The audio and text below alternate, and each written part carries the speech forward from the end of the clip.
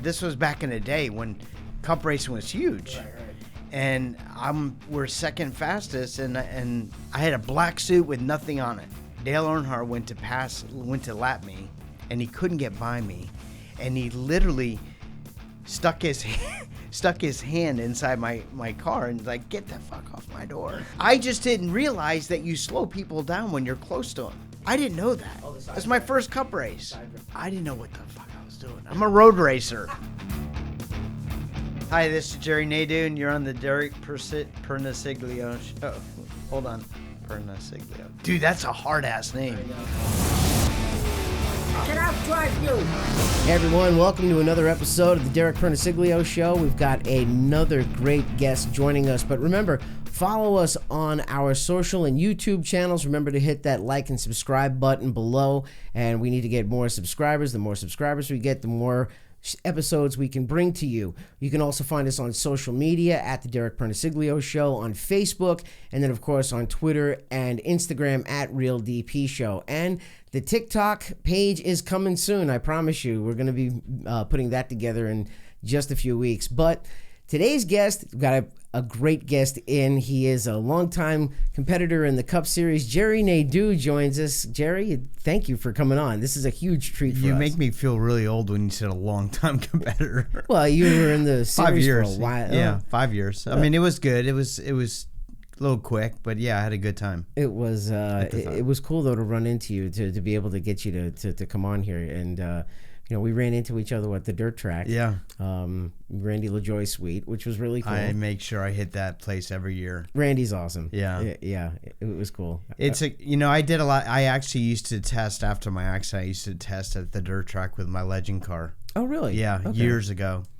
So you bought a legend car after you had your injury? Yeah, because I bought it after the accident because I was still employed with MB2 Motorsports, and we bought a legend car to go play with. Okay. Just to kind of get my cognitive back and stuff. Motor skills and all that. And we did a test at Concord in a Cup car, and it went okay, not the best. And I think deep down I just felt like, you know what, I don't see this ever really getting any better. Mm-hmm. And it's hard when you mess with the brain, the main computer for your body. Right. It's not good. It's what is it that I've heard them say? It's you reach a certain level of healing, and then you level off. Right? Yeah, it gets better in time. Right. I think the biggest thing is like my whole left side is basically numb. Still to this day? Yeah, to this day, but it's not numb. I mean, it's more sensitive. So like if you prick me on my right side with my arm, I'll jump a little bit, but this side I'll freak out. Really? Yeah, and it gets cold. And I think what they're saying is, it damaged the right side of my thalamus in my brain, mm-hmm. and the blood flow runs really slow on the left side, where the right side runs pretty quick. Okay. So the left side gets cold. Oh, really? So like if it's cold outside, I'll tend to limp, and I'll tend to hold my arm up because I'm just freezing on my left side. Really? Yeah. I did not know that. Not a big deal though. I'm normal. Okay. I think. Okay. No, it's okay. But you're still doing the driving school for someone. Yeah. Fill us in on that. Yeah, What are you doing now? Not a lot.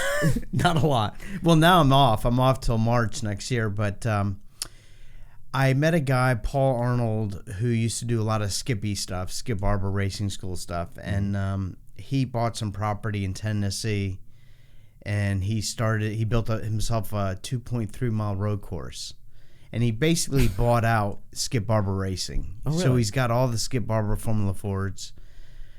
Only bad thing is it's 7 hours from my house. Wow. Yeah, so I do travel. I travel twice a month. Where is this located again? Lynchburg, Tennessee. Home of Jack Daniels. Okay, gotcha. So wow.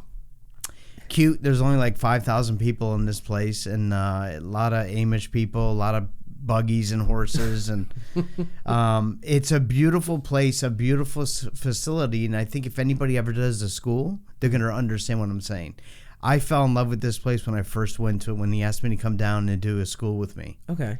And I've been doing a school ever since. It's been 2 years now, and we usually do probably 13 to 14 shows a year. And that's in Skip Barber cars, Yeah. the open wheel cars. Yeah. Okay. Oh. So you have these guys come in that have never raced before, and you're instructing them. Yeah. Okay. There's schools. They're kids. They're beginners, and they also have advanced schools. And they do times where people will hire me to do lapping with them. Okay. So you get out. That's what I enjoy. So you get out on the track. Oh, in the Skippy car and wheel to wheel. Oh, so that's awesome. So you're still getting to turn laps. Yeah. I enjoy it. I mean, I'm still a racer. Deep down, I'm still a racer, and I think the hardest thing is, I can't do it. I can't go back and be competitive. If I didn't have a family, if I didn't have a wife and kids, I think you would see me back out there.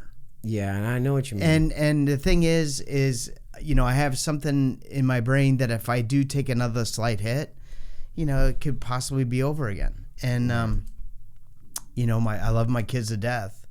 I love my wife, and I think I just want to continue and hopefully live a long, prosperous life. But I do. I'm not sure if I really want to move to Tennessee. I really kind of like it here. It's tempting. I like being home. I like being near the dirt track, and I'm a dirt fan. I'm a huge dirt fan. We go to the Chili Bowl every year. Oh, really? Oh, okay. yeah. Oh, yeah. Have you ever driven a midget? No. I've driven a sprint car before. Oh, okay. Where? Yeah, with Tony Hunt. We at Jimmy Sills Racetrack somewhere in California. In Ventura. Maybe, yeah. Ventura, California. Yeah, I think it was a small little bull ring. Near the beach, right? I don't know, but this place was really small. Okay. It was a dust bowl. Right. I mean, literally, it was like you couldn't. This ran a non-wing sprint car, right? No, it was a. Oh, it was a wing car. It was a car. 410 sprint car. Oh, okay. Yeah. Very cool. What'd you think? I loved it.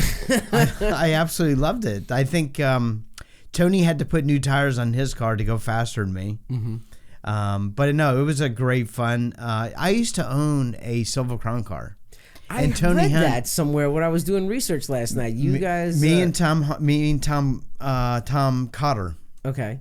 Tom's the one that basically got my career going. But once I made it into NASCAR, we put together Tom and Jerry, and we started a Silver Crown sprint car. Right, with Tony driving. Driving. Tony's a cool guy. Tony's a great guy. What a career that he did. Like all the sprint car and midget stuff he did over the years, and then became the stunt driver for Ford versus Ferrari, and how many other motorsports movies? Well, they're coming out with a movie, the Ferrari movie. Yes, right. Yeah, Tony. But he's done a lot. He's done a lot, and I continue to drag on his coattail. Dude, give me a job. I will hand out waters on the movie sets, right? Oh my God, I know some of those movies are big budget, so I can't imagine what those guys are getting paid to work on a major motion picture. He's done well. I think he did a majority of the Fast and Furious. Okay. Do you also know by any chance Brett Smurs? He's another road course racer that went the route of doing stunt driving in movies and stuff. Because he did one of the Spider-Man movies too, and he did that stuff. Yeah, I get jealous. I get jealous because I would love to do it. I'm a guy that can jump from building to building because I'm ready to do it. I think it'd be so cool. Do you still stay active? Do you exercise, work out, and all that stuff? No, I'm a kind of a loaf. I'm a bread. I'm a loaf of bread. No, I do. I mow the yard. I blow leaves. I pack leaves. I do stuff. I take care of the house. I walk in the woods. I don't do a lot of workout stuff. Okay. I think I never have been. I never was. I mean. No, I get you. No, I eat good. My wife cooks really good. There you go. Mm-hmm. Okay, that's cool. That's good to know. Yeah. Getting back to the racing now. So when you go away to this track in Lynchburg, it's this guy's private track. It's his his play track. Well, it's him and Randy Anderson.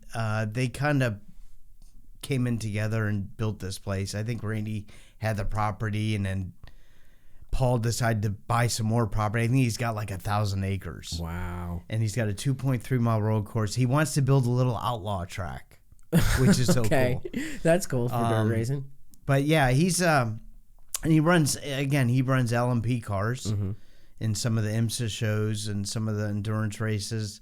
But this is his own kind of private place. Right. I'm just gonna say, does he have like actual IMSA events or like SCCA races? SCCA. There? Okay, he'll have. Now they just got the title as an SCCA place. whether they went in there to check, make sure this place is suitable for SCCA. But they just had some. We just had some schools for people to get SCCA license. So back in the early part of my career, I worked a lot with Rick Benjamin when he had Carolina's production group, and we did Formula 2000, we did Star Mazda series, we did the Playboy Mazda MX-5 Cup. That was a lot of fun doing the MX-5 Cup, and it really, I got introduced to a new form of racing. You know, I grew up as a short track open wheel kid, so just to get into that world was different. It was fun. The people were so cool, and getting to go to like those historic tracks like Road America, Road Atlanta, Portland. Where else did we go to? Tooele, Utah, out there. So those. Well, you got to say, fun. I spent a year in Europe. And I went to see all the F1 tracks. And you raced. I ran the Formula Opel. Yeah, and didn't you race somewhere? What did I read? Like on frozen lakes in Russia or something like that. You raced in Russia. Yeah. Like back when it was like the Soviet Union, USSR, right? The Iron Curtain. No. They just allowed Americans to go to Soviet Union. Okay. This was like the year after. So I did it in '92, and I think they just within '91 or '90 they just allowed us to go over there. Wow. So yeah, but you gotta understand, we get in, they put us in this building, and it's supposed to be a hotel, and the floors are crooked. There's windows that are broken, and there's 8 cots in this building, and that's where we slept. We slept on the 8 cots. We had 1 bathroom. Hotel. It's supposedly, yeah. We did have breakfast in the morning though. Wow. But yeah, it was kind of scary. But you know what a heck of an experience. How old were you at the time?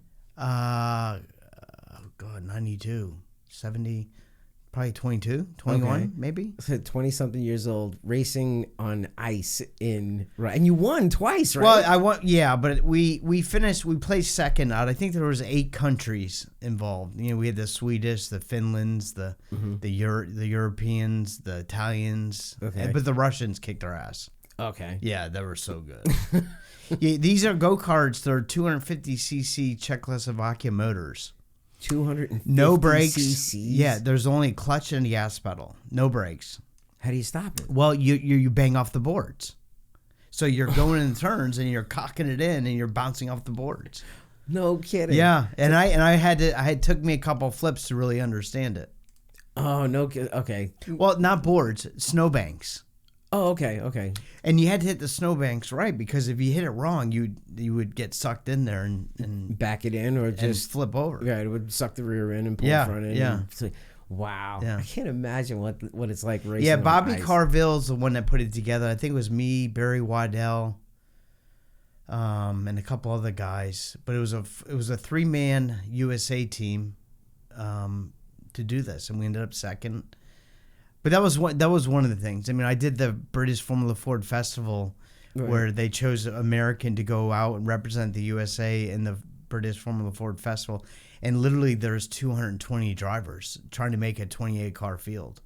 Wow! I mean, it's crazy. Now the Opels are the Opel vehicle car, right? The fendered car. No, they're Formula Opels. They're open wheel cars. Oh, they're open wheel. They kind of look like Skippy cars, except they have wings on them and they have slicks. Oh, all right. Okay, I didn't know that. Okay, Yeah. because when I was looking at it, I was like thinking, because Opel is a car manufacturer in Europe, right? Yeah. But they're Opel motors, engines. Yeah. Have you ever, besides the NASCAR stuff, did you ever run any full body car on road courses?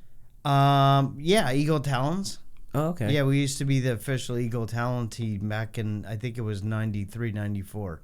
Where at? Full-time racing in Birmingham, Alabama. I was hired to run for them. Wow. It's amazing because like you came from like the short track routes. No. Not go-karts. That's all I came from. I know. But what's funny is like your family roots is in oval track racing because your dad raced modifieds at Danbury, right? And then you ran go-karts, but it took you the road course route to that's to because I had a fella who met me at a Horseman Gold Cup national race, go-kart race, and he says, "Hey, I want you to help my kid. I want you to work with my kid. I'll put you to work." So I went to he had his name was Frank Martinelli. He owned Good Hill Mechanicals. It's they do air conditioning, heating. And Jason, who was a young kid who wanted his kid to learn go-kart racing and to learn from me. And we went out on tour together. So while I was doing this, he was getting me a school with the Skip Barber Formula 4 schools. And he sent me down to Sebring, and I went to do the school, but I was in the championship race. And I came out second fastest, and everyone's like, who is this kid? Why is he here? This is a championship race. He's doing the school. He doesn't need to be going this fast. Right. But all in all, that's when I met Bruce McGinnis, Skip Barber. So you turned a lot of heads. When I first did it. And they were what? They were like talent scouts or something, right? No, Bruce McGinnis was the head coach, one of the head coaches at Skip Barber Racing School. Okay. He was the best Formula 4 driver in the world at one time. Nobody knows that. Really? Yeah, they used to call him Chicken Man, but he was the best. No, Bruce McGinnis. Yeah, see, like my early... He poops in my house sometimes. He comes down from Connecticut, stops at my house, sleeps, poops, and leaves. It's funny. No, He's a great dude. I got family and friends that do that sometimes. They'll come down from up north, stay at my place for the night, and on their way to Florida. So I tell them my place is like the halfway house. Yeah. I know what you mean. But my first introduction to you was way back in the day in the early 90s at the Grand National events at West Hampton when they used to run West Hampton Speedway, because back then there was guys like you, Jeff Merkel, Chuck DeFrara, Aaron Justice, those were like the big names. You know what's amazing I caught the other day? Caleb Kafara is running in there's a big national race in Las Vegas. Oh, really? Okay, Chuck's kid? Yes, and he did amazing. I mean, this kid, there was like 50 guys out there, and he had to finish in like 5th. He had a good chance to win it. It just got knocked around. Wow. Do you ever go up to, they call it GoPro Motorplex. I think it's Trackhouse Motorplex now. You ever go play on that track? No, Derek, I got really gone and depressed a while back after my accident. And I went ahead and I bought a garage at GoPro. Bought 3 Aero DD2s. Went out there, played, and I wasn't sure what I was doing. I was like, what am I doing? I mean, I spent an enormous amount of money to do this, thinking that I'm going to get better.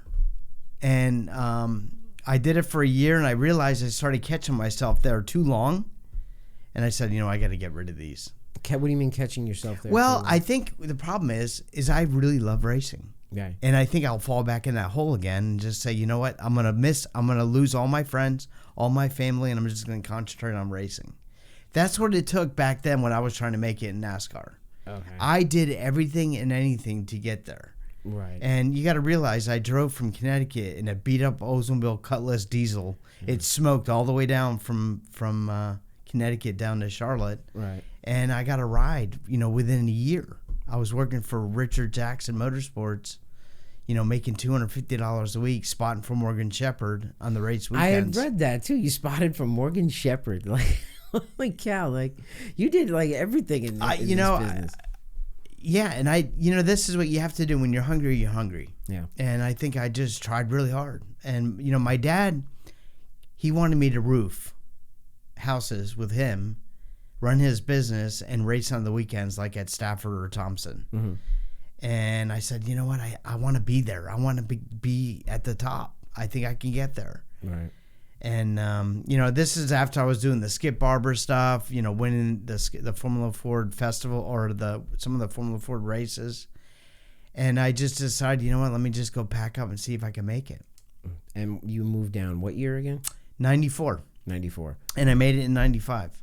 But between this time, you were still bouncing back and forth doing the go-kart thing. I retired from karting in 92. Okay. Like after I did the stuff in Europe, right? That was the last time I ever drove a go-kart. Okay. And then I started doing stuff at GoPro once in a while. Okay, so then you had moved down here and then gotten that shot in the Busch Series, I think, in 96? Well, in 95, Tom Cotter put together a deal to do, I think it was 5 Busch races. And this is after I won some of the Barber Dodge Pro Series races on TV. And so we did the 5 races, qualified all 5 races, finished in top 20. And then after that, I had nothing. And so then in 96, I had a guy, Dan Partel from Europe. He's like, hey, dude, we need an American driver to run in the Formula Opel series. And I was like, okay, good.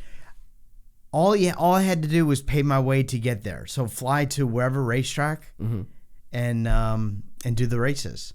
He took care of everything else. He took care of the cars, the team, and all that. Okay. And so that's what I did. Now, were you getting paid to drive? No. So it was just get there and nothing. Just get there, do the races, and go back home. Okay. But there was times that here's a good story. There was times I flew to Luxembourg. He would tell me exactly what to do. He says, "Go in the garage. There's a car. There's a suitcase, and there's money." Just get down to Italy, get down to Austria, get down to Germany.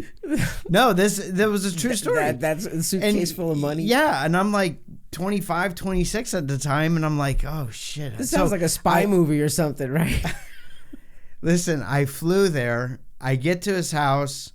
I see there was a car in the garage, a little, I don't know what they call it, a little Fiat or something. Okay. And I see the briefcase. And I opened it up, and there's all different, because back then, there was, every country had different money. Oh, right. So, like, it wasn't just a European money. It was just like, Sweden had their own money, Finland had their own money. So, I had all these money. So, every time I went to different countries, I had to stop at the booth and say, okay, which one's yours? I'd look at the briefcase full of money and say, is this yours? Okay, here you go. Kidding. And then I'd go to the next booth. It's a good thing you weren't shaken down or anything. God. No, I think they knew that I was American. I said, I would say, hey, do you speak English? Right. Oh, my God. But it was overall, it was just a good experience. And I did well, and I think we finished 5th. And you got to see Europe. I mean, you probably got to see some of the most beautiful places in the world. Yeah. Yeah, it was, well, not only that, the tracks. Right. The A1 ring, Silverstone, Donington, got to race at a lot of great places. Wow. Those places are just legendary. This was a stepping stone to get to F3000. Mm-hmm. And after I ran this season, I did testing for DOMs at the end of the year, and they wanted me to stay there and try to go to F1. No kidding. And I just got cold feet. I got cold feet, and I said, nah, I'm going to go back home. I think we're a bit spoiled in America. In what way? Well, I just think that we have it pretty easy over here. Okay. You know what I mean? Right. If you live... The freedoms we enjoy. Yeah, God, everything is... it's a lot... To me, it seems like it's a lot more you're spoiled. And I think, not saying that I was spoiled. I mean, I have had it tough. We were living in a house for $200 a month. Right. So, yeah, we had it tough. But I think I missed... We have it good. This is America's the great place of freedom. You get homesick and all that. Yeah. And I think that's what was hard for me is I really missed my family. I missed my house. I missed my bed. I mean, you got to understand, I was sleeping in places I didn't know where I was sleeping. Right. I didn't know if I was going to wake up in the back of a truck or somewhere. Right. No, I get it. And I had some great teammates, Pierre Caffer, who races in IMSA now. Here's the thing. Every time I went there, I didn't know who I was racing for. So it could be the Germans, it could be the Italians, it could be the the English. Really? Did you ever go and show up and you're driving for someone and nobody speaks English? Oh God, yeah. I drove for the Russians. How do you tell them what's wrong with the car? Well, you're trying to explain. It's a little loose. It's a little loose. Really? It's tight. It pushes. Really? Yeah. It was a that show. Had to be frustrating sometimes. No, because I knew my ability. I knew how I can drive. I wasn't I wasn't just a Joe Schmo. I enjoyed open wheel racing. I loved it. Mm-hmm. I mean, we had chances to win over there. I mean, there was one time in Austria, I qualified second. I should have won the race, but they red flagged it because one of the corner marshals got killed because a guy flipped and hit a corner marshal, and that was it. So they ended it and they went by qualifying. So it would have been really cool to have an American, win for the first time in that series. That is insane. Man. So I came back, and that's when I met, Dom Cotter wrote a letter to all the Cup teams, and one team answered. It was Richard Jackson, and he got me to go over, and I worked for him, and I was spotting for Morgan Shepard and making $250 a week. Have you ever spotted before? No. Oh, really? No. But I listen. I would say today you need to get a driver to spot. Why? Because they understand. Yeah. You know, I mean, you know when it's clear and you know when you're not clear. Do you think you could do it now? Oh God, yeah. Yeah. Maybe you should try pursuing that sometimes. You know, 'cause that's another way of being in it and being involved. And yeah. You know, I get it. You're not driving. Driving's the most fun part. I love teaching. Good. I love teaching. I love seeing the smiles on the kids, and I love competing. I love going out there and showing them how, you know, scrapping with them. Right. I mean, I'm not old enough that I need to get in a wheelchair yet, so I still like to scrap. I like to have fun. No, I know. It's been like 3 years since I hopped in a race car and went racing, but I'll be honest. Well, Derek, I'm going to tell you right here. Yeah. If you ever get a chance to go to Lynchburg, Tennessee, I will get you in a Formula Ford and we'll go out there and play. Yeah, man. Let me know. You have a shot. I'll hit your ride with you. Yeah, absolutely. I'll definitely go out there and try, because that's technically road courses is what I started on Long Island, because there was no quarter midget. There were no quarter midget tracks, so there was no oval track racing on Long Island except for Riverhead Raceway, and it was road course go-karts out in Long Island or Jones Beach. Because I'm sure you've heard of that, right? When they race go-karts. The only places to be honest, the only reason why I went to Long Island was because of Bonsignor Racing. Okay. You know, when he hired me back in the 90s, you know, to run his karts and motors, that's when I met Jeff Merkel and Doug Ferry was another one. Doug Ferry. He built the motors. He was him and Bill, Big Bill. He took a huge tumble over me in my very first go-kart race, and it spooked the hell out of me because it's my first time ever racing anything. And next thing I know, over my left shoulder, this guy comes tumbling, you know. Yeah. He overshot the corner, and it was scary. It was my first time, and I later find out it's Doug Ferry, big go-kart guru. So, It was pretty wild. You know, I think, you know, I do tend to watch a lot of the Riverhead races on flow racing. Which is cool, dude. It's that's short track racing right there. They're going at it. That's a great place to watch a short track race. The midgets are awesome there. The modifieds, you know, you'd be amazed a car that big they race around that place. You know, it's like the Bowman Gray of the Northeast. I just saw minus the Jerry Springer aspect of it. I just saw the Islip 300 last week. The Islip 300. Which was 12-year-old on the pole, right? Paulie Hartwig III, that kid, 12 years old in a modified. How about last week? 11 years old at Charlotte. He won the World Championships. Becca Malone. Yep. Well, here's the thing. 11 years old. I know, but you know what? And people are all up in arms about him racing. And don't get me wrong, I have this, as I say, I have this weird balance with kids racing. I'm all for kids racing. The only thing that I don't like is when they clean me out or they tear people's stuff up and not think twice about it. But Beckham runs 600 micro sprints at Mountain Creek and at Millbridge, so he's used to whipping a high-speed, lightweight car around. That 602 late model felt slow motion to him. I'm willing to bet because he run something. First time. I know. First time on dirt. No, that wasn't his first time on dirt. Well, maybe first time in a dirt late model. Maybe. It might have been. I don't know. Yeah. Okay. I know, 11 years old. That's crazy. Amazing. I'm happy. I'm excited. I know, me too. Cool. Believe me, I ran out at Millbridge before. I've won races and I won 2 Winter Series championships out at Millbridge. But one of the weirdest feelings in the world was showing up knowing your competition was 11. You know, and then you get your ass handed to you by an 11-year-old, and it's like, I know, holy cow! You know, for them it's praise them. For them, it's a video game come to life. You know, that's what it is. You know, they've got so many things that we didn't have. You know, we didn't have iRacing when we were growing up. You know, we had getting to the go-kart track and trying to turn laps, and like the first time I hopped in a go-kart, I was 15 or 17. You know. That's elderly today. You know, we started my nephew at 8. Yeah. You know? Yeah, I think my dad put me in it at 4 years old. Wow. And we lived literally a mile away from Danbury Race Arena. And we were renting a house for $250 a month. And we had a huge parking lot. Mm-hmm. And, you know, my dad would test his modified up and down the road there on the side. And he bought me a go-kart. And I used to come home after preschool and I say, Mom, start me up, you know? Right. And I just go tooling around. Buzz around the parking lot. Oh, yeah. And where else was it that I was reading? Like, when you had first started in go-karting, like, you were 7 years old, but winning races and championships in the 8 to 12-year-old category or something like that. Yeah. How did they let you run so young with Well, yeah, you're allowed to do a lot of crazy stuff, I guess, and I think we might have lied. I think my dad might have lied about my age. Although I was still tiny and small. Right. But yeah, we ran at Bethany Cartways. We ran at Shelton. Between I think it was 8, 9, 10. Mm-hmm. But then we started hitting we started traveling. We started going up to Cuddybackville, New York. Yeah, I've been up there. Poughkeepsie, New York. Mm-hmm. And that's where I met the Bonsignors because they had a huge WK Gold Cup race at Cuddybackville, and that was my home track. And I never even heard of the WK Gold Cup Series. Okay. Yeah. Well, I went up there and I won the thing, and I got DQ'd. And that's when I met Bill Bonsignor. He said, "Dude, if you were with me, you would never got DQ'd."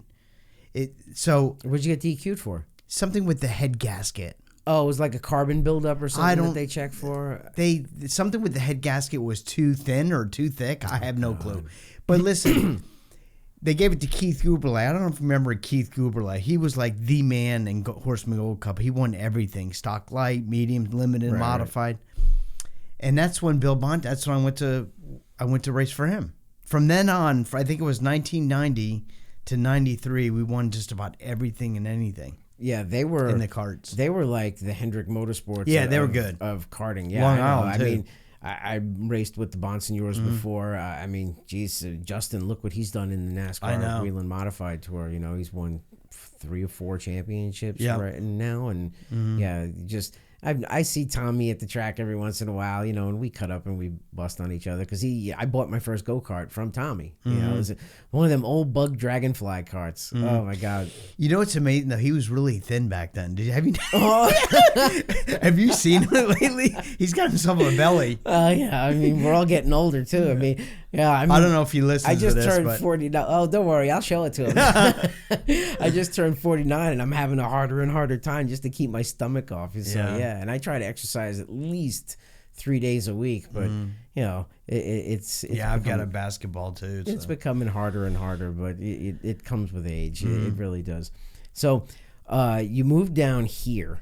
What was it, 93, 94? 94, yeah. Okay. And I understand what you mean about working hard and putting all of your effort into going after your dream, because I did the same thing just in television. I moved down here, with the big dreams of being a reporter on TV one day. Luckily things worked out. I didn't get as high in the sport as I wanted to. I had dreams of reporting for the Cup Series. And then most recently after COVID, all television stuff went away. So did my career. So I went into that depression that you're talking about. And now that I'm in almost 50, there's that balance that I have to weigh now. It's like, am I going to try to pursue the career like I did in my 20s? Because I'm almost 50 now. I don't have that energy that I had in my 20s. So I'm trying to find that balance in that place, and I think I found it here with this show. With you got to reinvent yourself every so often in the sport. That I've heard that a lot, and I'm hoping that we're accomplishing that with this show. So yeah, I get what you mean. This is really cool. This is really cool what you're doing, and I think in my aspect, I didn't know what else to do after my accident. I still struggle today. Like, God, I wish I could be put somewhere or do something, because I do have a lot of love for racing. You will catch me every day watching Flow Racing or Dirt Vision, just to see if there's a race out there. Right. And it doesn't have to be that day. It could have been races that were done 20 years ago. Right. I'm just a racer. It's fun to actually watch some of those old racers from back in the day, because how the cars were reacting, or just the old style setups that were in them. But I get what you mean, because that trying to find yourself again, and I slipped into that depression. Thank God for my wife. She got me through a lot of stuff, that I was down, because when COVID hit, the phone just stopped ringing altogether. Like all the stuff that I had done, I used to travel 30, 35 weekends a year, then went to nothing. So I was going crazy around the house. Yeah. Well, I think if you ask my wife, she'd think I'm crazy anyway. My wife, she says I'm crazy. Just because of the racing. I'm so much into it. She lets me do it, and that's one thing that I love about her. She got excited that I was doing this with you today. Cool. But the thing is, what did you do? I'm sorry to interrupt. What did you do to get you through your depression? I don't think I ever got over it. Really? Yeah. My wife and my kids really lift me up. That's cool. I think if they were not around, I would be stuck in my house for a week-long trip. And I'd be either downstairs on my simulator, just doing laps on my simulator. I'm not stupid enough to take my own life if something like that ever happens. The thing because I was raised by good parents. I love my mom, and I miss my dad. My dad passed away in 2007, and that was a big hit on me. Losing a parent is rough. Oh, God. It is. It feels like a piece of you is missing. My dad had a lot to do with the NASCAR. Why I went towards NASCAR. My dad was a NASCAR freak. You kidding me? He'd watch that every Sunday. He was a Jeff Bodine, Dale Earnhardt big fan, even though they had rivalries at times with the track. But so for him to see you make it to that level was just... He must have been just over the moon. You don't understand. He was upset when I left home. Right. He was upset when I decided to just pack up and go down. I think my dad would rather see me be a hero at some local racetrack like Stafford or Thompson or even Waterford Speedball. But I couldn't. We didn't have money. We had nothing. I would have to have a $1 million deal and say, Jerry, I'll give you 2 years. Get your work in. I just didn't see it, and I decided, let me just try to make it in NASCAR. But do you realize how lucky you were? Because Very. Now you have to bring millions to the deal.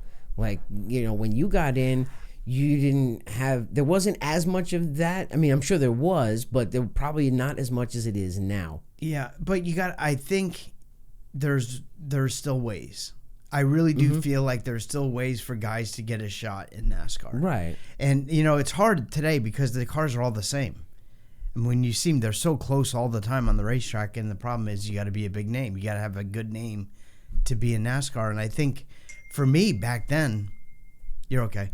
Yeah, sorry. No, for me back then, you got to understand, I did my first practice session with Richard Jackson, and I was second fastest in a car that was on its way out. I mean, Richard Jackson was ready to quit. Really? And then after I finished second in the ARCA car, he's like, and Morgan went to Jasper Racing. He's like, you did a good job tonight. You want to race next week at Michigan? In the ARCA car? No, in the Cup car. In the Cup car. Oh, really? Okay. So it was like, I did the ARCA race, finished second at Lowe's. The next week I was in the Cup car at Michigan. Never seen it. Okay. Never drove a Cup car. And I went there and I was second fastest. When you first hopped into a full-bodied stock car, coming from the open wheel world, what did that feel like? I mean, you got all the body work around you. Sloppy. You can't see the wheels. It just feels like you're driving a bus. Really? I mean, you just got to modulate. I mean, it took a few wrecks. Okay. I will tell you, it took. I know when I went to Homestead in a Busch car, I totaled the car out and I was fastest. And I didn't know that. Really? And I couldn't find that edge. Back then they're still running the radials. Okay. But they're just a lot freer. Like once they go free, you're gone. Right, they're not locked down to the track. No.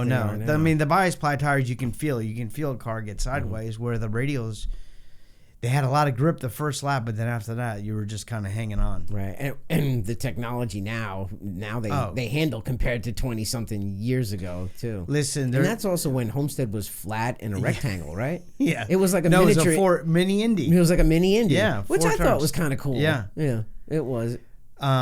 What were we talking about before then? But the first time you hopped in a stock car, how it was just like a bus. Oh yeah, it was. Yeah, I mean, they're just heavy, and I think no, it was something else. I don't remember what it was. But, making your cup start after finishing second in the ARCA race.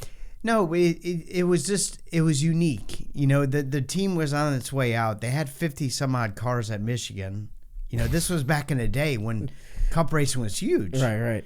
And we're second fastest, and I had a black suit with nothing on it.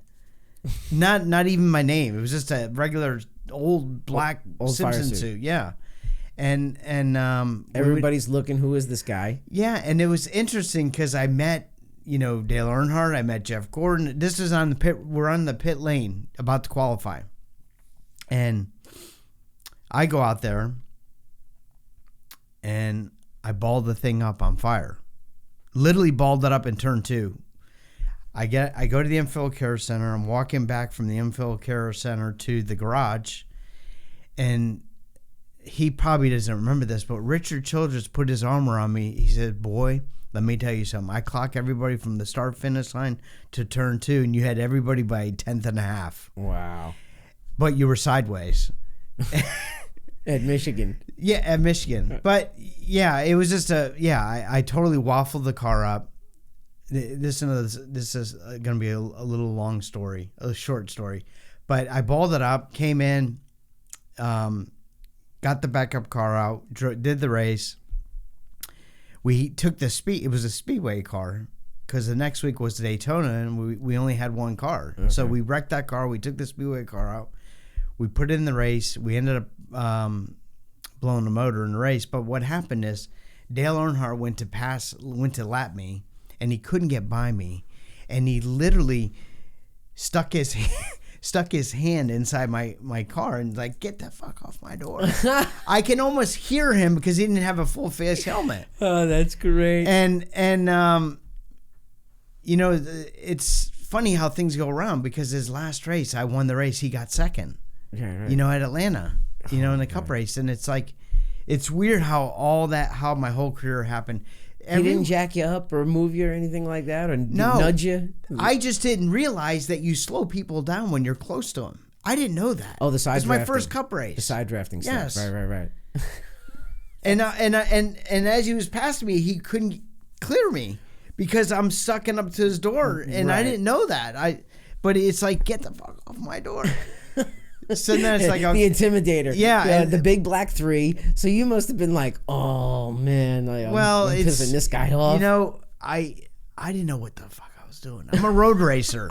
I'm a road racer that just likes to go fast, and I somehow made it to NASCAR. I mean, listen, I wanted to get there mainly because of my dad. Mm-hmm. I'm a better road racer than I am an oval track racer. Although I won at Atlanta in the Cup cars, I just felt... You almost won at Sonoma, too, though. Yeah. You lost the rear end, right? It blew the rear? I got let go from Hendricks, and I got hired by Petty's to go run the 44 car. Mm-hmm. And, yeah, we almost won that. Yeah, I remember that. With a couple laps ago. But, yeah, no, I remember. Anytime you showed up on a road course, you were always one of those guys that they looked at as a road course winner. My rookie year, I qualified outside pole at Sonoma. Led the first lap, but I went off. Went off the track. So. Sonoma is an interesting place because it's like the short track of road courses on the schedule, and then you get a place like Watkins Glen, which is like the super speedway of road courses. Yeah. So that's really cool. So your first race, like look at the names that you're mentioning. That was the other thing I was talking with Chris Stevens, my producer, about. Is like, this guy raced with the greats, Mark Martin, Dale Earnhardt, Rusty Wallace, Jeff Gordon. Like, you were in the midst with all the Jedi Masters, It was cool. I loved it. I was very honored. I was almost in disbelief that I made it that fast, that quickly. Mm-hmm. But I took it. I went at it full blast, and I wish looking back at it, I wish I would have learned more. I wish I would have had more help as a driver. Learned more because as far as what? I was too gung ho. I was too excited. I would run before I would walk. Okay. And there's in Cup racing, look how long the races are. Mm-hmm. They're 4 hours long. I mean, the race is at the end. It's not. I was just too much in a rush. I'm a road racer. I'm a fast guy, and I like to go fast. And I think I wish I had somebody that could have pulled my reins back a little bit. Yeah, okay, I got you. You know, and I. Do you think maybe running like some late model stuff before that would have kind of conditioned you a little more? Maybe long races for sure, no doubt. Okay, no doubt. But some of the races I was doing was 30 minutes long. Even the kart races, you know, you're talking 10 laps, 10 laps, and you know, you're running 3 10-lap races in the Gold Cup races. Modified, you know, I did a couple of modified races, not a lot. Yeah, you ran SK Modifieds at Stafford or Thompson? I did one race at Stafford, and I ran one race at Thompson. Okay, in the SK Mod. Now, was that your car, or were you driving? That was our own car. Yeah, it was your own car. Yeah, it was. Now, when did you get the modified? Well, I think my dad got one. It was an old chassis car, and I was down south, and he asked me to come back up and do a Escade race, and I did it at Thompson. And I couldn't believe it. I finished third with Teddy Christopher and Mike Christopher. Okay. So we're like 1, 2, 3. That's cool. And that was my last race. That was my last SK race. Was at Thompson, and it might have been like 93, 94. Okay. It was an old chassis car that my dad had. Was that the only time in your career you drove a modified? No, that was an SK mod. Okay. Never drove a modified. Okay. I only drove SKs. I was saying like a tour type modified. Never drove a tour car. Oh, okay. I got you. No, I was just a road racer. I drove for Eagle Talon. I did a lot of Formula, open wheel cars. Really, where it helped me out a lot was when I ran the British Formula Ford Festival, where I placed 4th. I almost won it.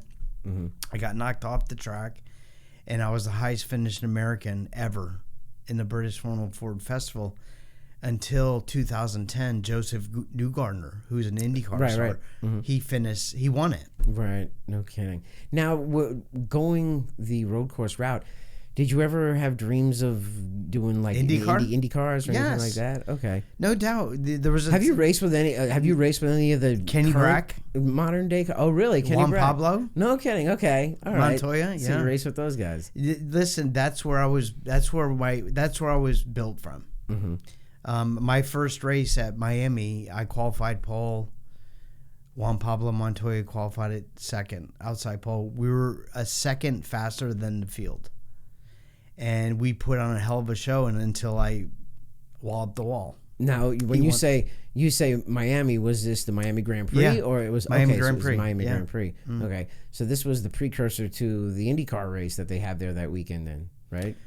Yeah, I don't. Yeah, no, it might have been, but it was not. I don't think it was IndyCars. I think it was some kind of IMSA race or something. Okay. Yeah, it might have been. Maybe it was. Okay. But because I know the Barber Dodge Pro Series ran a lot with the Indy cars. Okay. Wow. And I ran. Then Kenny Brack, we were good friends. Kenny, he won the Indy once or twice. I don't remember, but he got really hurt bad at wherever it was, Michigan. Right. The funny thing is the only guy I can think of nowadays that has come through similar kind of ranks that you have is AJ Allmendinger. He would be the only one that came through road course racing to come to NASCAR. AJ probably doesn't know this, but he drove for the guy who hired me when I drove for Eagle Talons. Really? Carl Russo. And Carl Russo owned his IndyCar team when he won like 5 or 7 races that year. So that's the only kind of affiliation that me and AJ have.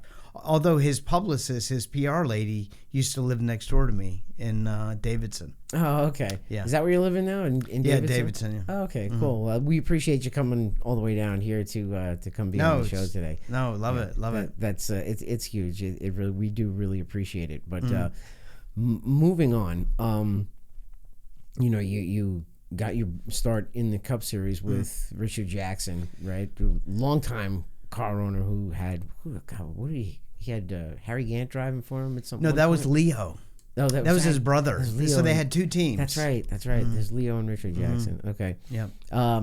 You only ran a handful of races for him, right? Yeah, I think I did 5 races.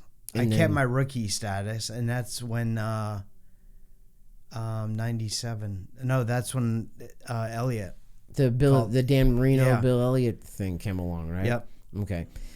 Dan Marino getting into owning an NFL team. Yeah. Was that because he was seeing what was going on with Joe Gibbs and his empire that he was building?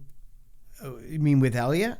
No, well, Dan Marino being a football guy, seeing Joe Gibbs building something. I don't think. And I don't know. I think a lot of it is they were using his name, and he had a sponsor. Okay. And he went to Elliott. Oh, and then Bill started a team in Dawsonville. Okay. That his team was in Mooresville. My team was in Dawsonville. Oh, all right. Did you have to go and move down to Dawsonville? Yeah. So you lived down in Dawsonville too? Yeah, I bought a house. I lived there, and I was only there for, I think, 12 races. And then they got rid of me. Right. I went to Melling.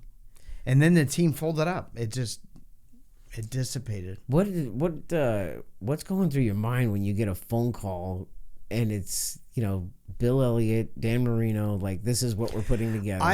I was a huge Dan Marino fan. Okay. I used to watch him all the time with the Miami Dolphins. I mean, I loved him. Huge guy, dude. Huge. I mean, this guy towers me. Mm-hmm. I mean, I'm probably half of him. You got to be a football player. Oh, God, yeah. But such a great guy.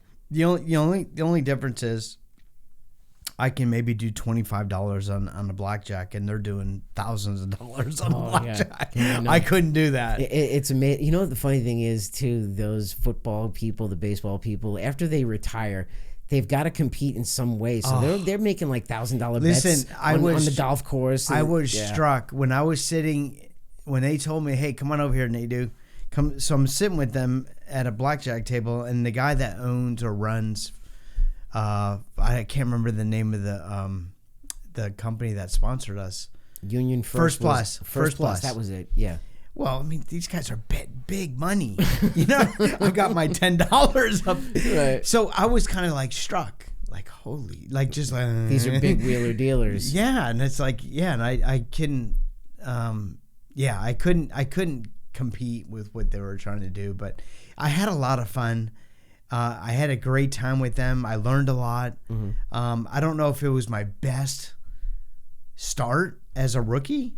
I think it would have been nice to be with a team that was a little bit more affiliated, maybe even have a teammate, right, to look at and talk to. What kind of is rough for you is that it was a startup team. You were a rookie driver, so everyone is kind of green. So yeah, I can understand. And looking at the record books, it said, what was it? You ran 16 races with them, 15 or 16. Yeah. And after that, the team dissolved. So it wasn't even just you losing your ride. Like, they didn't put anyone else in the car. They just dissolved. No, I know. It was tough. It was hard. It was because you felt like, oh, God. Mm-hmm. It puts pressure. There's nobody that puts more pressure than myself. Mm-hmm. I'm the biggest one. I'm hungry. You know what I mean? And I think you have to be. And I think when it comes to racing, I just don't tell me nothing, don't say nothing. I'll do the job. Mm-hmm. And I think I just, I couldn't find a winning way out of there. I loved Ernie Elliott. I loved Bill Elliott. Bill didn't spend a lot of time, although Cindy, kind of handled the team there, which is Chase's mom. Mm-hmm. No, I know. I remember them from when they ran K&N. Yeah. But so that means you were seeing Chase when Chase was in his diapers. Yeah, right. He was in his diapers, baby, right? Yeah. Oh my God! Now he's a Cup champion. Yeah, he pooped in his diapers a couple times when I saw him. Now he's a Cup champion. Yeah, now I know, it's unbelievable.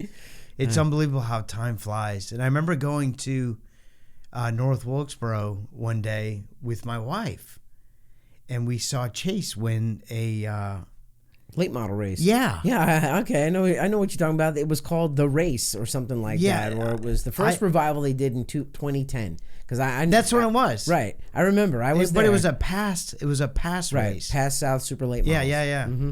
Yep. So I thought that was cool. And he had done something that Bill could never do. He never won at North Wilkesboro, and Chase won at North Wilkesboro. Yeah. Like you say, it's amazing how time flies. But what about your kids? Did they ever show an interest in driving or going out? No, and playing with the go-karts? I'm gonna take Jordan. She's only 9. Okay. My daughter. But I did buy a cart for my other daughter, Natalie. And we went to GoPro. Okay. That's when I had 3 carts. But she just didn't have any interest. And a lot of it could have been me. A lot of it because I didn't pursue it as much. One daughter's 9. How old's the other one? 21. Oh, okay. Yeah. Okay, so this is a huge age gap. Yeah, there. yeah. Well, I got divorced after the accident, and I got remarried. Mm-hmm. Oh, okay. Yeah, nothing wrong. Just wasn't working out, and we went our separate ways. And then I found my lovely wife today. That's great. I found her from another country, though. I Okay. did. My first wife was from another country, so I get it. Oh yeah. No, my first wife was from here. She was a Southern Belle from South Carolina, and then That's cool. I went to Ukraine and found my second wife. Okay. And we talked for 2 years before you even met. Really? Yeah, we were just online. Chatting online. online, and this is before like Skype and video chatting, right? No, we had Skype. Oh, you did? Okay. Yeah, this was in 2008. No kidding. Yeah, so they had Skype. So did she know your history or who you were or anything like that? Maybe she did look. Maybe she looked it up. I don't know. Oh, but she knew nothing about me, and she does not like racing. She doesn't like racing? No, not at all? Not at all. Have you taken her to the track? Yes, she took her. We took her to the dirt track. Oh, big mistake. Yeah. You never take her to the dirt track I first. know, and she lasted 30 minutes. Right. She was like, I'm dirty, right? Yeah, my kid was like, I got dust in my eyes. I'm out of here. I'm like, okay, whatever. I was surprised they actually showed up. I was so happy. That's cool. Because they did sit for a couple races with me, and then they said, okay, we're going home. put her in the go-kart and let her drive just out on the track or something. No, I'm going to do that. Yeah. Your wife, I mean. Yeah. So I think my wife could be good. Yeah. Listen, she got that killer instinct. She never drove in her life. She came here. She flew here, picked her up, went out to dinner. I'm in my Cadillac CTSV. She flew here for a first date? No. This is after 2 years of chatting. Yeah, but you didn't have an actual date, right? No. Wow. Oh no. So this is your first date? No. I did see her one time there. I spent like 6 days there. Oh, okay. And it came back. Then we went to some country, Turkey. We spent 6 days together. Then I came back and we continued talking. Then I said, okay, I'm going to get a lawyer. I'm going to get somebody to kind of get the papers ready to get her to come over. So we got her a flight. She came over here, picked her up at the airport, went out to dinner, and she does not drive. She walks. She never drove a car or vehicle in her life. She's 24, 25 years old. We get done eating. She gets in my car. Okay, honey, get in the car. You're driving. You're driving home to my house. I'll tell you where to go. She drove so good and drove right to my house. Really? And in the parking lot, in the opened the door and parked in the garage. Never drove in her Never life. drove a car in her life. Good for her. Yeah. So that's great. No, so I was excited, and she got her license, and so she picked it up. She's driving her little whatever it is, Santa Fe. Okay. Yeah. That's awesome. No, she's awesome. You learn so much from other people, and even from other different cultures. countries. Yes. And she's taught me a lot. That's cool. She really has. So I'm pretty honored to have her with me, and I have 2 great kids, and one's in college, and the other one's she thinks she knows everything. The little 9-year-old. Wait, I'm gonna get her in the car because I know the guys at Jeremy, the guys at Millbridge. Yeah. Well, I'm also the communications director at Mountain Creek, which is down the road. So come on out to our place. I would love. We've got a race this week. I tell you what. This weekend, this Sunday, we're gonna run Sunday afternoon into the early evening.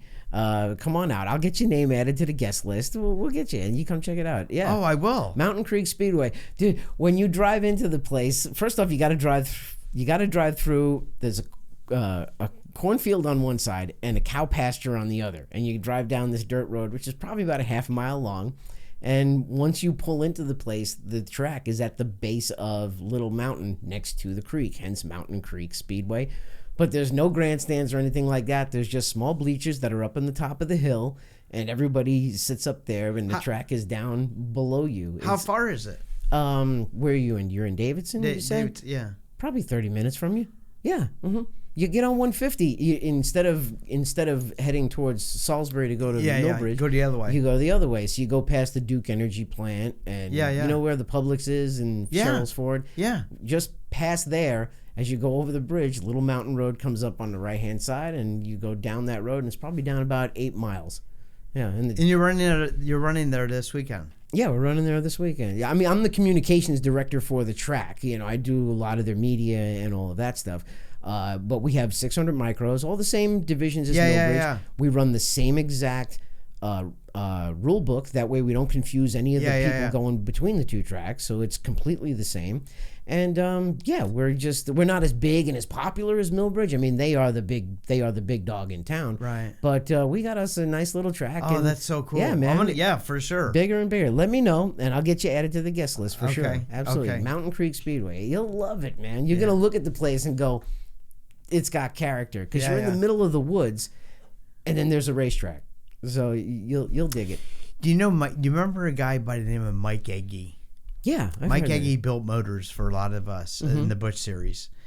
Well, I was leaving his shop after I just finished painting his walls, and I noticed cart trailers going towards Millbridge, and I followed it. And I didn't know. I was like, wow, where are they racing at? Yeah. And we showed up at Millbridge, and I got myself a ride in stock medium and won the race. So that was the only. So you have a win at Millbridge. Yeah, this is like in 94, 95. Yeah. I mean, this is like first time ever coming down here. Mm-hmm.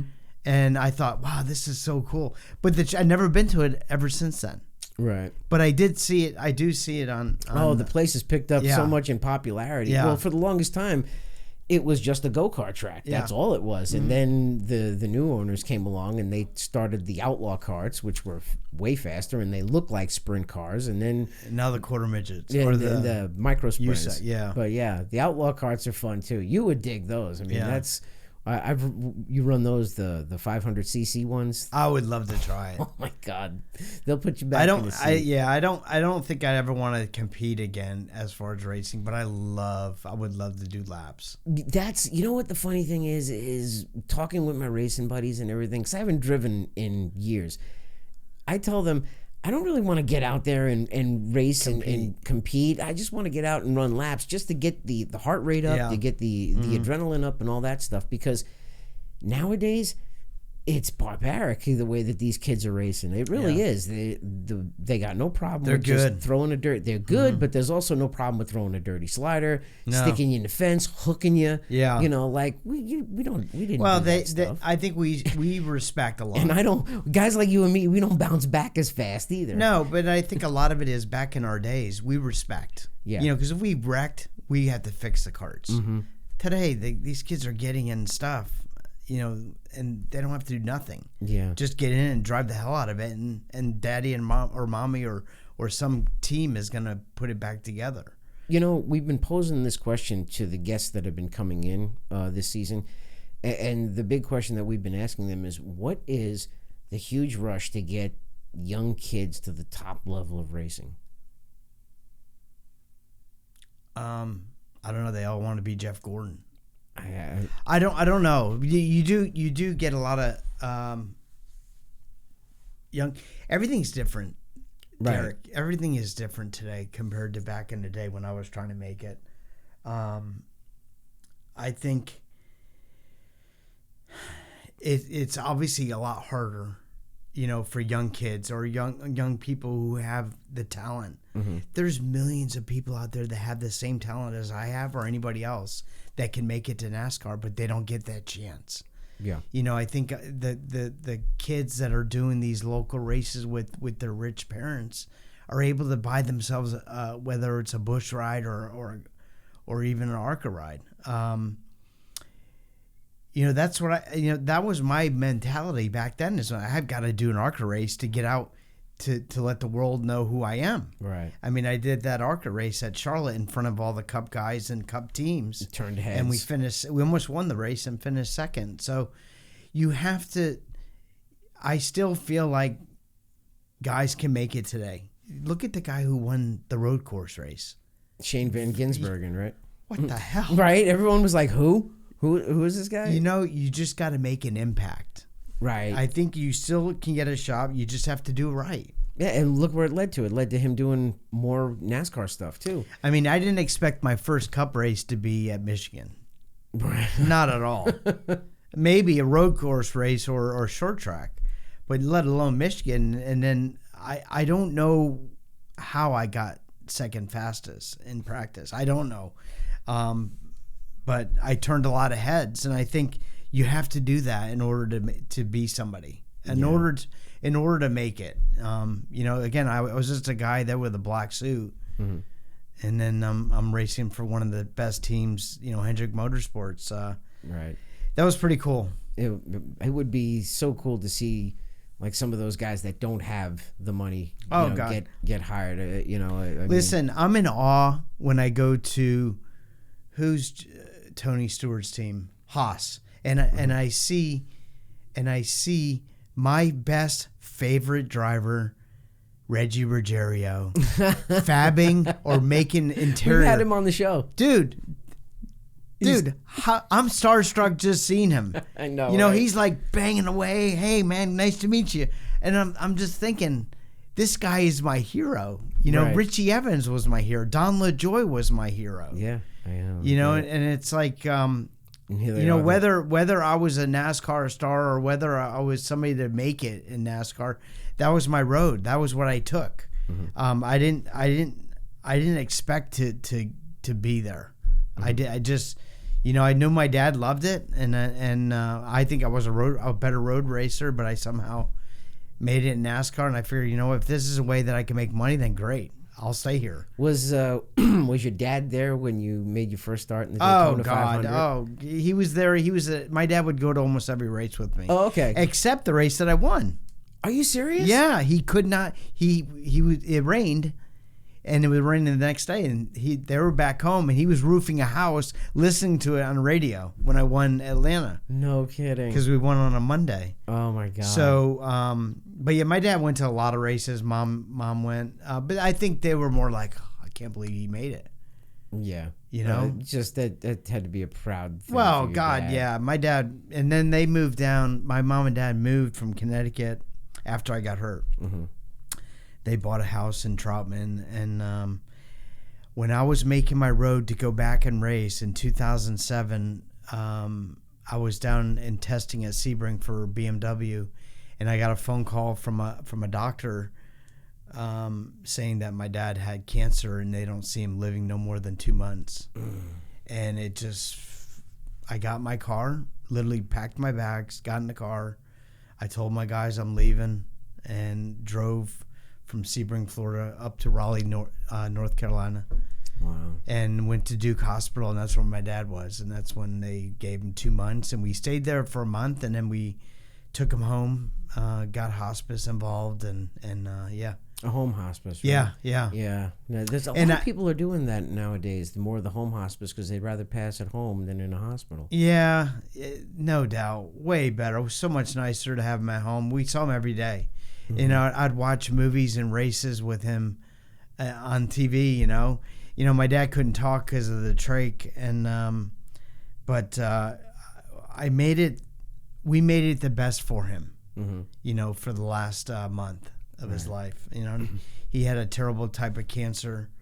I can't remember the name of it, but yeah, it took him quickly.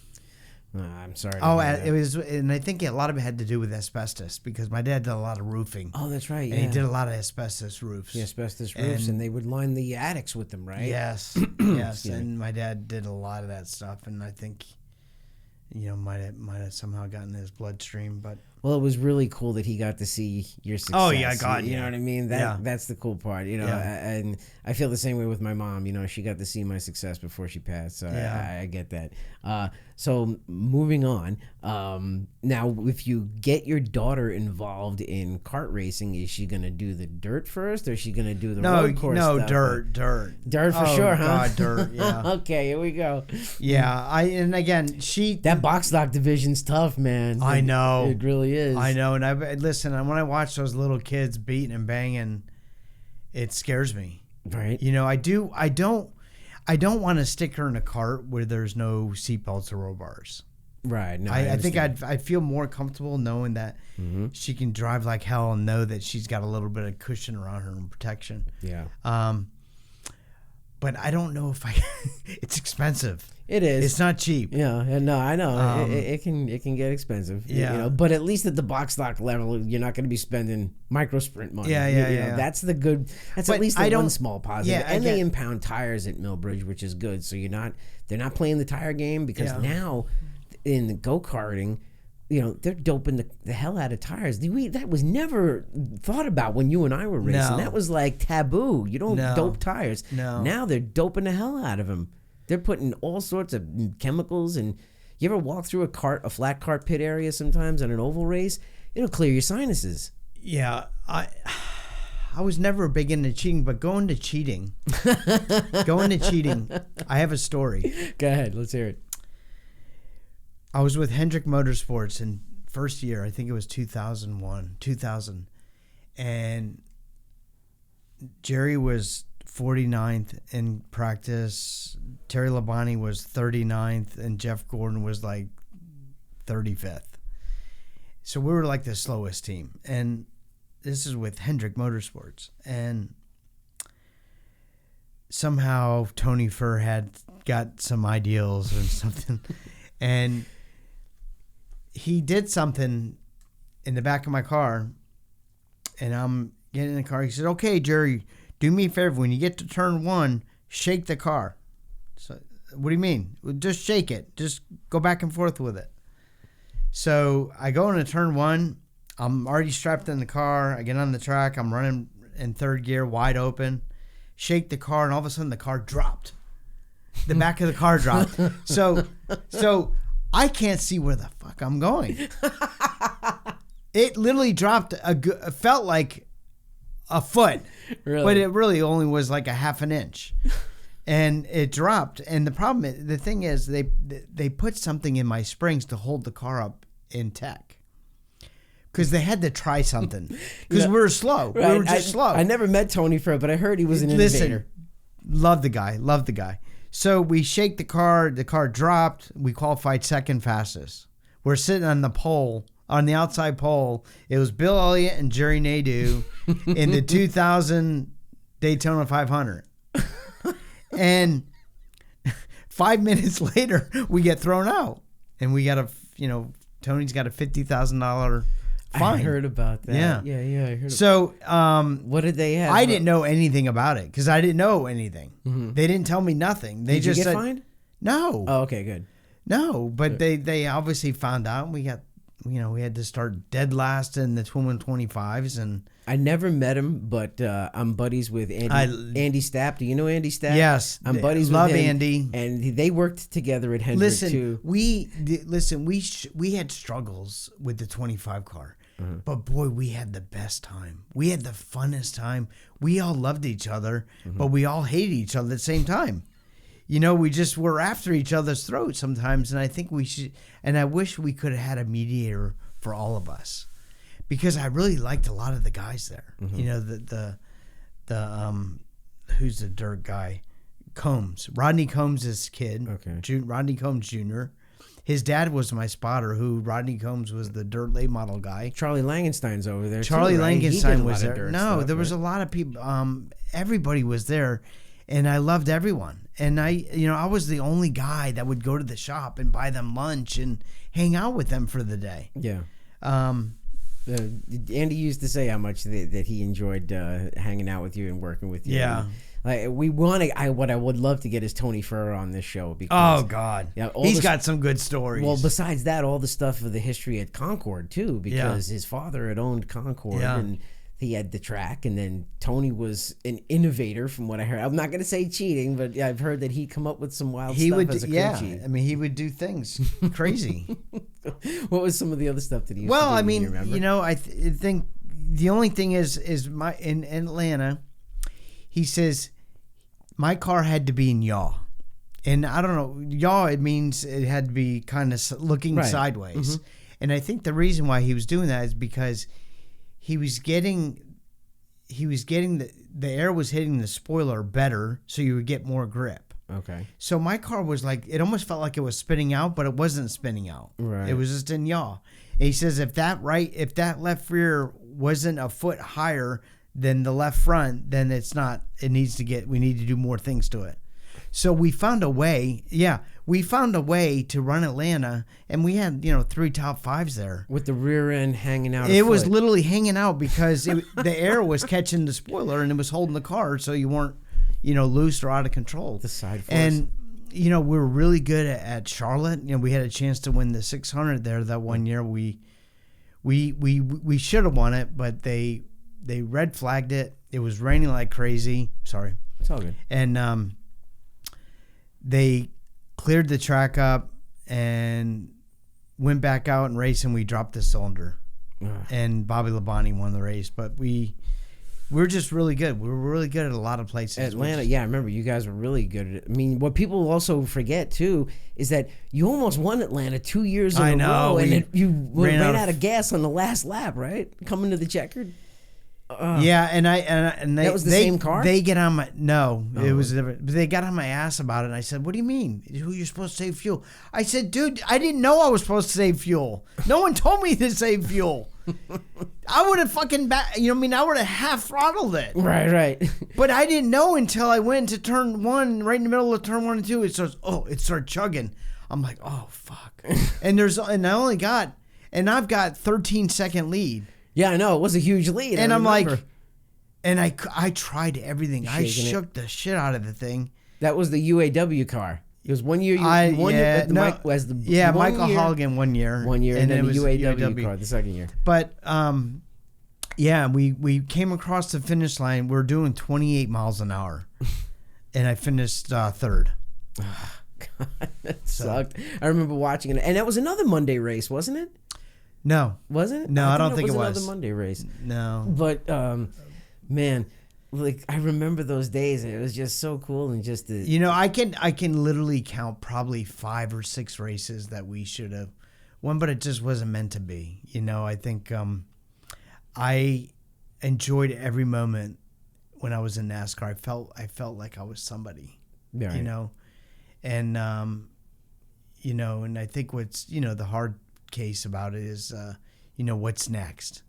Now I love it's so great to see my kids working at PTC school in Tennessee and teaching young kids how to race, and also allowed to go out there and scrap with them in the Formula Fords. That I'm loving it. Right. I don't need to make the $1 million that I used to make in NASCAR. This is living, and I think do I love it? I still love it. Do I miss it? Yes, of course. Mm-hmm. But I more or less now I'm at 54, and I again my bones are different, my body, I'm a little slower at things. Yeah. But I enjoy watching it a lot more now. Mm-hmm. I mean, I just enjoy. I've seen all these young kids coming up. I enjoy watching the midgets, with the USAC stuff. Besides the dirt car stuff, what are some of the other things that you follow? I mean, are you F1? You follow? Okay, so you do follow F1, and do you follow like all the IMSA? I keep no, IMSA I'm not, because I'm a super modified guy too. Listen, I love exciting sports. I'll watch Indy cars at times. I love, I watch MMA at times. Mm-hmm. I love watching great movies with my wife. Mm-hmm. Not make movies, but watch great movies. Right.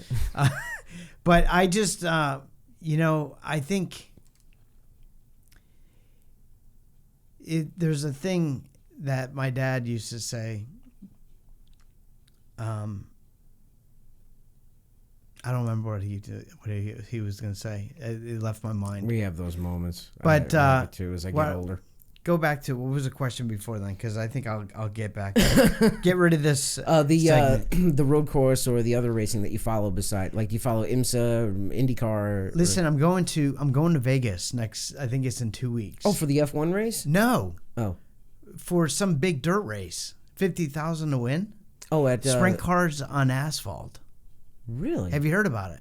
In Vegas? Yes. Oh, at the Bull Ring. At the Bull Ring. Yes. Yes, I think it's the 500 Sprint Tour or something. It's Davey Hamilton Jr.'s Oh, is it? Okay, is that maybe.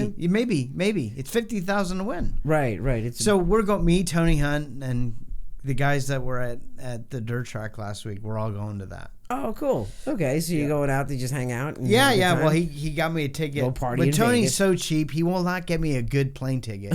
He gets me a cheap-ass plane ticket from Spirit or some flight company.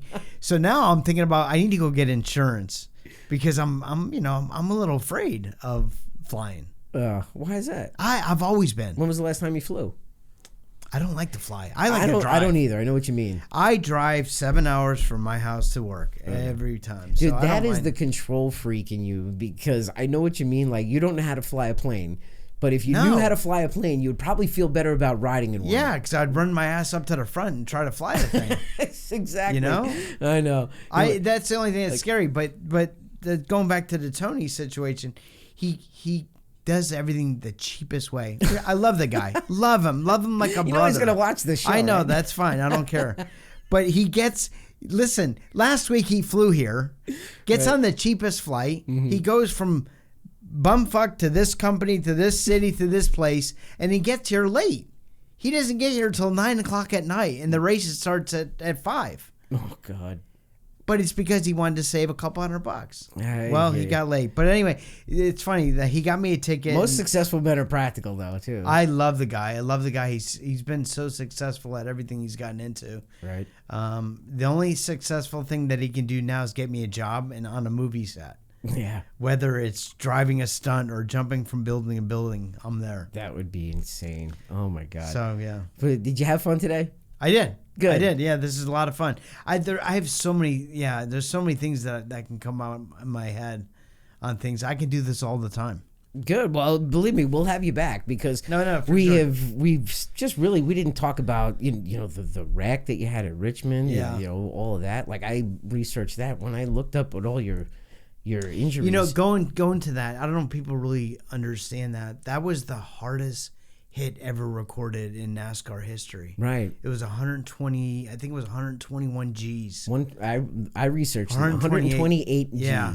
That's 128 times the force of gravity. They said so. I weighed 150. They said I weighed 16,000 pounds in a millisecond. Right. And it hit twice in a millisecond, like it hit front to back or back to front. Because you backed it into the no. backed it in driver's side. Driver's side, but didn't it? It kind of pancaked it. Just Bam. like this. Look, it went.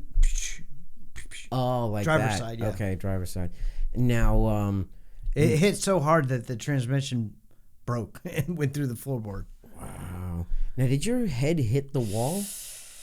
I don't know if the belts had maybe the belts or the headrests had marks on the helmet. But all I know, the sad part about it is that I cut my padding that morning because I got into a new car and I couldn't turn my head. Mm-hmm. And I decided, well, I need to cut that pad so I can turn my head a little bit because I like to cock my head in. And so, yeah, I took some padding out. I had an inch in there. But it didn't have all the good stuff that they have today. Right. You know, I mean, we didn't have the safer barriers back then. So, okay. Yeah, that's concrete walls. Yeah. And all that.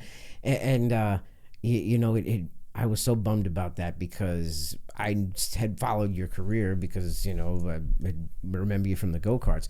Yeah. So watching you go from, you know, Hendrick and then bounce around for a few years and then get into the Army car, mm-hmm. I thought was cool because I could see the potential growing for good finishes. I was so, yes. You know what I mean? Like after we finished fourth at in Texas, and then we finished 8th at California. Then we went to Richmond, or we went to Charlotte. They had an open test day for all the Cup teams. Mm-hmm. And we were the fastest by like 2/10 over Jimmy Johnson. Mm-hmm. And then we went to Richmond. We qualified 10th. And I'm the fastest in practice. And then boom. Yeah, it was one of those things where you, as a fan, you were watching it going, this is that chemistry that they're finding, that is building. And because that's what it was looking like from the outside looking in. Like, these guys were on, their momentum was building. They found something together, and they were gonna win races. Mm-hmm. You know, it was one of those. You know, it's amazing. Was it that same feeling that you have with that you had like over At like the Hendricks? 25 car with all the guys that you love? You know, I do, yes. Yeah, because me and Ryan got along really good. And some of the guys on the team were just gelling so good. We had such bad luck in the beginning because of a new team. And then all of a sudden, boom, we started, cranking them out. And then all of it, we get to Richmond. It was so early in the season. I mean, we're only talking 8-9 races in. Right. And we just had really awful luck, like blown motors, a lot of motors. Little 10-cent part, I think at Darlington, we were running second, and the oil pressure gauge broke above the motor, and we had to pull out, and then the Richmond deal. So there's nothing really to talk about other than I got in an accident at Richmond, and. Yeah, I'm here today, and I'm just trying to motor along myself. Well, get myself going. It's great that we had you on here today. Really, we had a lot of fun with you, and the stories, I'm sure, are endless. Oh yeah. You know what the funny thing is too is after we shut the mics off, you're gonna remember something. Well, no. Well, besides that, is the guests usually start telling us some other big stories, and it's like, well, shit, we need to go back in and turn the mics back on. Leave this on. But listen, two guys I want to mention right now. Okay, go ahead. Alex Yankowski. You may know him. Alex, he's an amazing dirt driver in the dirt modifieds. He actually, I think he was in the top 5 at the Charlotte race. He just won the $12,000 to win at Georgetown dirt modifieds. Okay. The super dirt cars, yes. Yeah. Great kid. I see this kid really having a lot of potential and maybe making it someday. I'm only talking about him because I like him. Yeah. And I want him to get with a good situation and really be dominant. Yeah. Because he's really that good. And then the other guy I wanted to mention, George Bissett Jr. Yeah. Mad Dog. Little Mad Dog. Little Mad Pup. They call them. Yes. Amazing. Yeah. Amazing kid. Amazing. I mean, it's amazing what he's done over the last 3-4 years. And now winning the SK Lights. I feel old because I used to announce his dad's races. I know. All right. I know. And that bastard's still roofing. Good for him. Yeah. Very, very cool. It's just amazing. Anything else you want to plug before we go? No. There's a lot of time. Maybe my kid. Yeah, I'd like to mention Jordan and awesome. And Natalie. That's really cool, man. And hopefully we'll see you at the track this weekend. And yes, maybe in the future we'll see you out there fielding a car for your daughter or something. That's where you're gonna really feel like the fire come back too. Yeah. Is when you start putting a car together for your kid to race. Because we had my brother on the show. I'm kind of glad that they're girls. Yeah, but I know, but they can wheel the hell out of cars too, man. I know, but I look at Taylor Reimer. I mean, in the midgets, she's unbelievable. But I don't. Yeah, I haven't seen it yet, but I haven't done. You got to have something in you to go oval track racing or go kart racing, and I think my daughter is more of a horse person. Okay. Than anything, I don't think she likes to get dirty. Mm-hmm.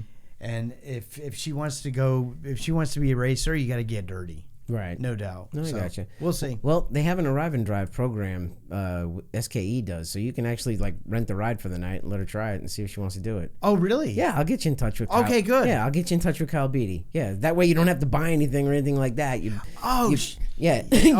pay, you show up, let her hop in it, and they'll give her 10 laps or something like that. Yeah. That's a lot of money, though, I heard.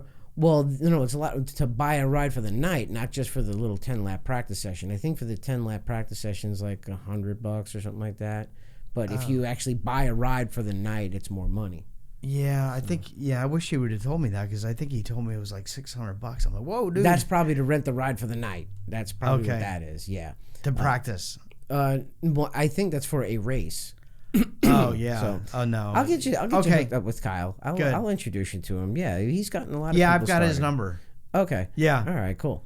All right. Very good. Well, thank you. We appreciate you joining us. Brother. Thank you. Thank you for coming in. You. The stories were fantastic. When would you come back and do it again? For sure. If I can think of something, yeah. Awesome. Or even you, if you say, hey, talk about the Europe days. Yeah, we'll have you back, some good man. Stories. We'll get together on the phone and actually, just bring up some topics, and then I can probably just start feeding them to you, and then we can pull them out of you. Okay. Jerry Nadeau joins us on the Derek Pernesiglio Show. He had a ton of great stories, and we look forward to having him back for even more great stories. Want to thank you for joining us, and like always, we'll see you the next time. Bye.